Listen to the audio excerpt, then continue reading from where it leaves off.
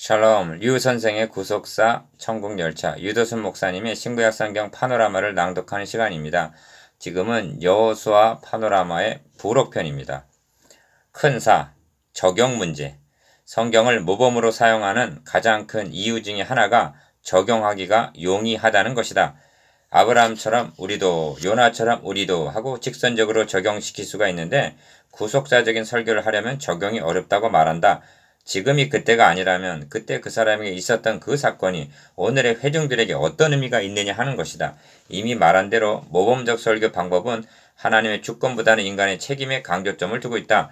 그러므로 자연히 모범적 설교는 적용에 강조점을 두는 것이 사실이다. 그에 반해서 구속사적 설교 방법은 하나님께서 주권적으로 성취하여 오신 하나님의 행사에 강조점을 두고 있다. 그러므로 표면적으로는 인간이 해야 될 적용 문제가 약하게 보이는 것이 사실이다.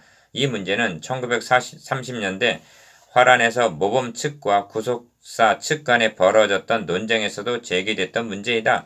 그런데 설교자가 드러내야 할 점이 하나님의 주권과 인간의 책임, 하나님의 은혜와 인간의 순종, 복음과 윤리 중 어느 것이 먼저인가를 인식한다면 대답은 자명해진다. 다시 말하면 허물과 죄로 죽었던 인간을 새로운 생명체로 태어나게 할 수 있는 것이 복음이냐 윤리냐, 옛사람을 벗어버리고 새 사람을 입도록 변화시킬 수 있는 능력이 복음에 있느냐 윤리에 있느냐, 그것은 이미 성경적으로 입증이 돼 있다. 윤리는 뭐뭐뭐 하면 안 된다, 뭐뭐뭐 해야 한다고 역설하지만 타락한 인간은 그것을 안 할 수도 행할 수도 없는 무능한 상태에 있다. 그래서 성경은 우리가 아직 연약할 때 기약대로 그리스도께서 경건치 않은 자를 위하여 죽으셨도다 라고 말씀한다. 로마서 5장 6절. 바로의 노예 상태에 있던 이스라엘을 생각해보라. 그들이 얼마나 연약한 상태에 있었는가. 에스겔 골짜기의 마른 뼈를 생각하라. 그것들이 얼마나 무력한가를. 자력으로 이룰 수 없는 것은 구원만이 아니다. 자력으로 이룰 수 없기는 성화도 마찬가지이다.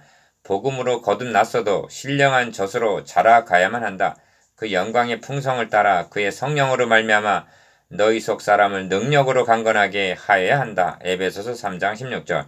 육신에 속한 자, 곧 그리스도 안에서 어린아이들, 고린도전서 3장 1절은 마귀의 괴계를 능히 대적할 능력이 없다. 그들을 성장시키고 훈련하여 하나님의 전신갑주를 입혀 주어야만 한다. 에베소서 6장 14절에서 17절. 사도 바울이 에베소 성도들을 위하여 기도한 첫째 제목이 지혜와 계시의 정신을 너희에게 주사 하나님을 알게 해달라는 것이었다. 에베소서 1장 17절. 이 얼마나 놀라운 일인가. 이렇게 해줄 수 있는 것은 구속사적인 복음 진리만이 가능한 것이다. 성경을 심리화하고 그래서 감정에 호소하노라면 기뻐 찬양하며 울부짖게도 할 수 있으리라. 그러나 교리적인 알미 결여된 기쁨과 눈물은 거짓 평화와 유장된 회개일 수도 있음을 알아야만 한다. 예레미야서 3장 10절, 호세아서 6장 4절. 적용 문제에 관하여 생각컨대 로마서 8장 18절 하고 한번 생각해 보기로 하자. 성경의 중심 주제가 무엇인가? 예수 그리스도이시다. 그렇다면 성경이 말씀하고 있는 적용은 무엇이란 말인가? 예수 그리스도를 개개인에게 주는 것이다. 이보다 더 시급하고 중대한 적용은 달리 없다. 이것이 하나님께서 아브라함에게 너의 씨로 말미암아 천하 만민이 복을 얻으리라 하신 언약에 대한 성취이다. 그 다음은 어떤 적용이 또 필요한가? 그런즉 너희 몸으로 하나님께 영광을 돌리라 일 뿐이다. 고린도전서 6장 20절. 모든 회중들의 상황과 필요와 요구가 다양하다 하더라도 이 두 가지가 적용 속에 다 들어있는 것이다. 성경은 먹든지 마시든지 무엇을 하든지 다 하나님의 영광을 위하여 하라고 말씀한다. 고린도전서 10장 31절. 그러므로 사나 죽으나 우리가 주의 것이로다고 고백한다. 로마서 14장 8절. 이것이 성경이 말씀하고 있는 중심적인 적용이다. 차라리 남발하고 오도된 적용의 폐해는 치명적이라 말하지 않을 수 없다. 하나님의 말씀을 혼잡되게 할 뿐만 아니라 혼합종교를 만들고 무속신앙과 같은 결과를 낳고 만다. 성경으로 말하게 하는 것이 아니라 자신의 생각과 주장을 주입시키기 위해서 성경을 이용한다. 적용이란 뭐로 가도 서울만 가면 된다는 식으로 유익하고 은혜롭기만 하면 되는 것이 아니다. 적용도 반드시 본문이 말씀하고자 하는 중심 주제에 입각해서 이루어져야 하는 것이다. 예를 들면 요한복음서에는 소경이 눈을 뜨게 된 것, 오병이어 등 7가지 표적이 기록되어 있다. 이를 설교할 때 어떻게 적용하야만 하는가? 그것은 요한복음의 기록 목적에 입각해서 적용하여야 한다. 요한복음 20장 31절. 오직 이것을 기록하면 예수께서 하나님의 아들 그리스도이심을 믿게 하기 위함이라고 기록 목적을 밝히고 있다. 그러므로 오병이의 표적을 통해서는 생명의 떡 되시는 예수가 소경의 눈을 뜨게 하신 표적을 통해서는 세상의 빛 되시는 그리스도가 증거되고 그분을 믿음으로 구원 얻는 것으로 적용되어야자 한다. 그런데 현실은 어떠한가? 그리스도는 배제되고 엉뚱하게 축복과 능력만이 강조되고 있지 아니한가? 적용이란 사족을 달듯이 성경에다가 설교자가 무엇인가 덧붙이는 행위가 아니라 그것까지도 성경이 말씀하게 해야 한다는 말이다. 그러므로 적용도 본문을 설교하듯이 신중히 조심성 있게 남발하지 말아야 한다. 잘못된 적용이나 억지 적용을 시키는 것보다는 차라리 침묵하는 편이 낫다.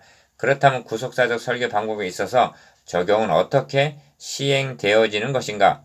이는 성경을 접근한 설교 방법이 다르니 많지 적용 방법도 다를 수밖에 없다. 1. 적용은 성령님의 사역이다.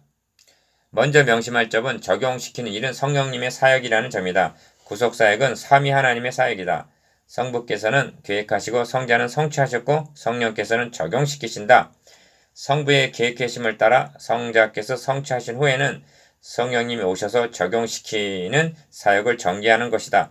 내가 떠나가는 것이 너희에게 유익이라. 내가 떠나가지 아니하면 보혜사가 너희에게로 오시지 아니할 것이요. 가면 내가 그를 너희에게로 보내리니 그가 와서 죄에 대하여 의에 대하여 세상을 책망하시리라 말씀하신다. 요한복음 16장 7절 8절. 어떻게 책망하시는가? 세우신 설교자를 통해서이다.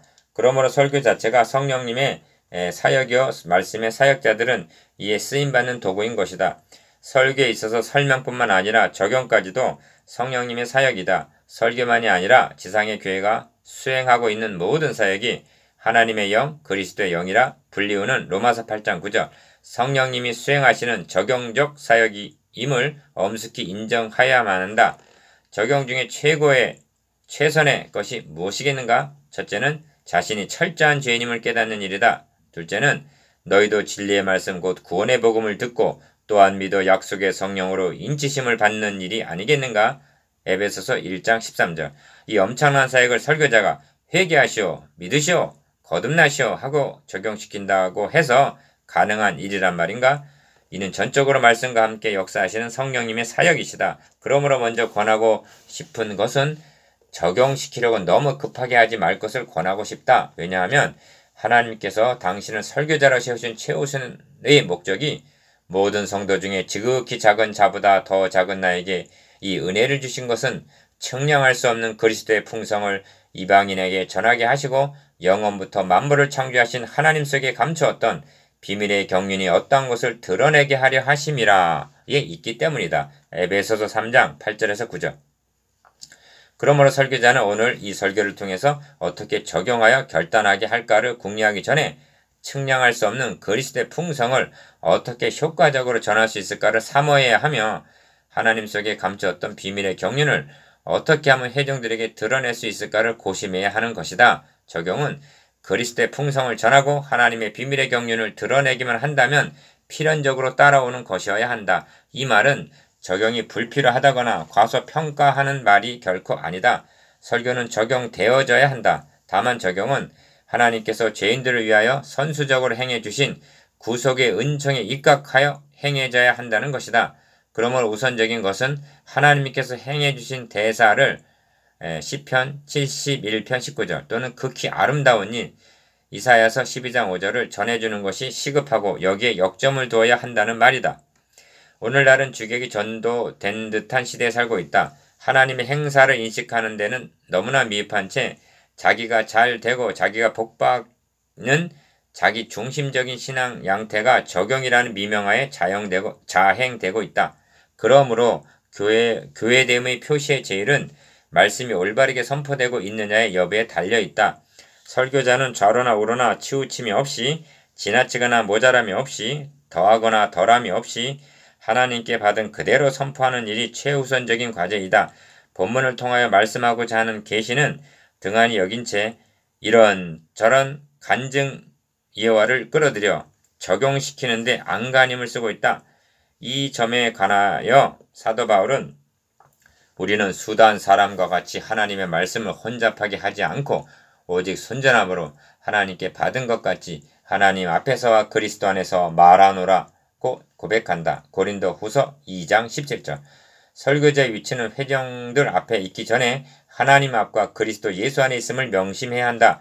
설교자가 하나님 앞에 서 있다는 자각을 놓치게 될 때 말씀은 혼잡되고 그리스도 예수 안에서 벗어나게 될 때 이미 그 설교의 생명력은 상실되고 만다. 설교가 하나님의 말씀의 대원이라면 필연적으로 청중들을 하나님의 존전으로 이끌어 세우는 것이 되어야 한다.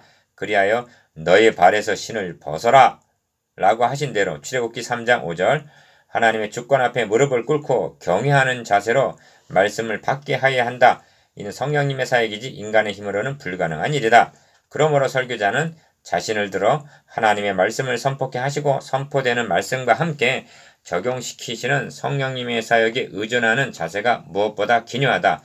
만일 설교자가 사도 바울의 고백대로 내 말과 내 전도함이 지혜에 권하는 말로 하지 아니하고 다만 성령의 나타남과 능력으로 하여 너희 믿음이 사람의 지혜에 있지 아니하고 다만 하나님의 능력에 있게 하려 하였노라 하고 고린도전서 2장 4절에서 5절 그렇게 하기만 한다면 적용은 성령께서 하시는 것이다. 그 말씀을 청정한 각인의 심중에 결단하게 하실 것이다. 똑같은 설교를 들었으면서도 적용은 받은 은혜대로 믿음의 분량대로 그들의 형편 따라 다양성 있게 행해질 것이다. 서로 지혜에 권하는 말로 아무리 유창하게 적용을 했다 하더라도 만일 성령의 능력에 힘, 입음이 없다면 소리나는 구리와 울리는 꽹과리가 되고 말 것이다. 적용은 지혜의 말로 설득하는 것이 아니라 성령님의 능력이 주입되는 것이라는 결론에 이르게 된다.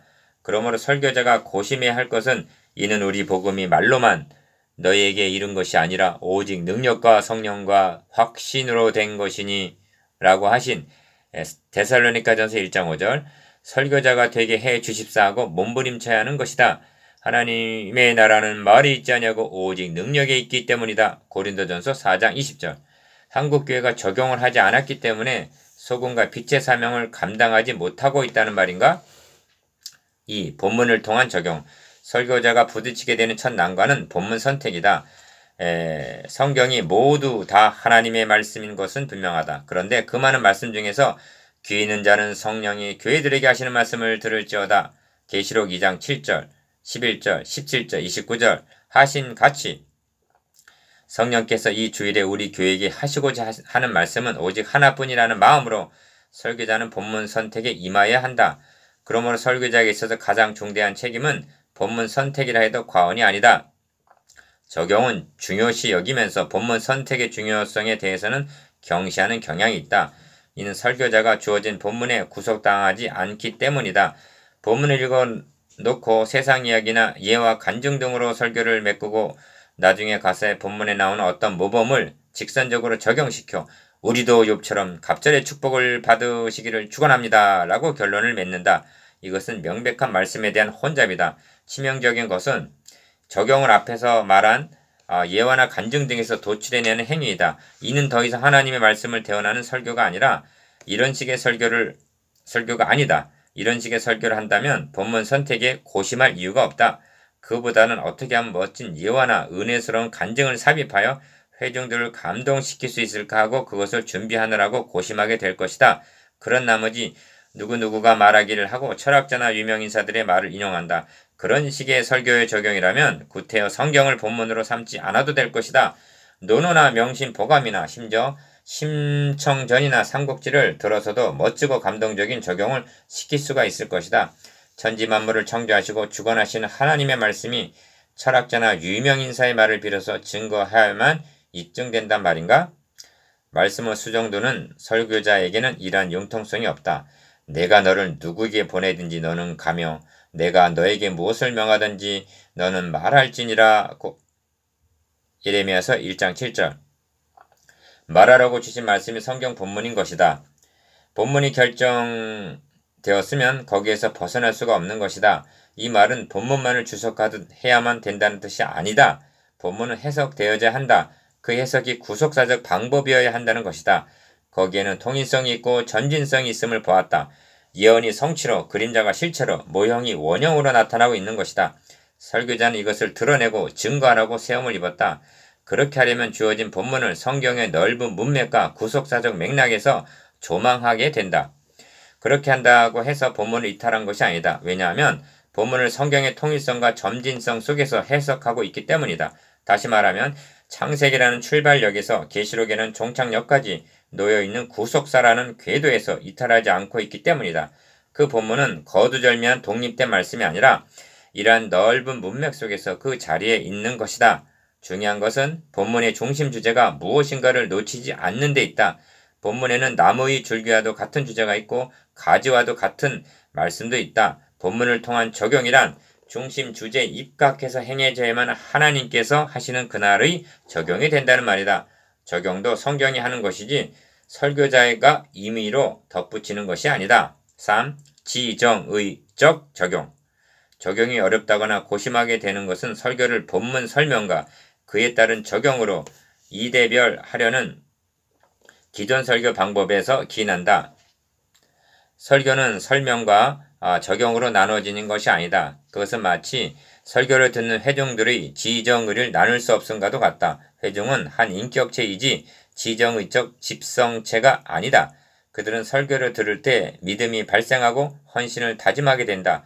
설교는 설명과 적용이 동시적으로 일어나는 성령님의 사역인 것이다. 설교는 캐리그마이다. 선포적이다. 그리고 지정의적인 한 인격체를 동시에 두드린다. 내 말이 불같이 아니하냐. 반석을 쳐서 부서뜨리는 방망이 같지 아니하냐. 예레미야서 23장 29절. 이것이 설교이다. 그러므로 설교는 적용을 시킴으로 적용되는 것이 아니다. 바르게 선포되기만 한다면 필연적으로 적용되어진다고 말하는 것이 더욱 적절한 표현이 될 것이다. 하나님의 말씀은 살았고 운동력이 있어 좌우의 날에서는 어떤 것보다도 예리하여 혼과 영과 관절과 골수를 찔러 쪼개기까지 하며 또 마음의 생각과 뜻을 감찰하나니 지으신 것이 하나라도 그 앞에 나타나지 않음이 없고 오직 만물이 우리를 상관하시는 자의 눈앞에 벌거벗은 것같이 드러나느니라. 히브리서 4장 12절에서 13절. 얼마나 능력 있는 말씀인가? 얼마나 예리한 적용인가? 언제부터 적용이라는 문제가 설교의 주된 관심사가 되었을까? 그것은 설교의 능력을 상실하고 설교의 기술에만 치우쳐 설교를 세상의 초등학문인 철학과 교훈적인 것으로 평가절하시켰을 때부터 그렇게 되었음이 분명하다. 오늘 오순절에 성령님이 강림하셔서 베드로를 통하여 그런즉 이스라엘 온 집이 정령할지니 너희가 십자가에 못 박은 이 예수를 하나님이 주와 그리스도가 되게 하셨느니라고 선포하였을 때 회중들은 마음에 찔러 형제들아 우리가 어찌할꼬 사도행전 2장 36절에서 37절 하고 가슴을 쳤던 것이다. 설교는 말과 지혜의 아름다운 것으로 하는 것이 아니라 고린도전서 2장 1절 미련하게 보이는 십자가의 도로 하는 것이다. 설교는 설명과 적용으로 나누어지는 것이 아니라 인격체이신 하나님께서 지정의적인 인격체를 향해 동시적으로 행하여지는 사역이다.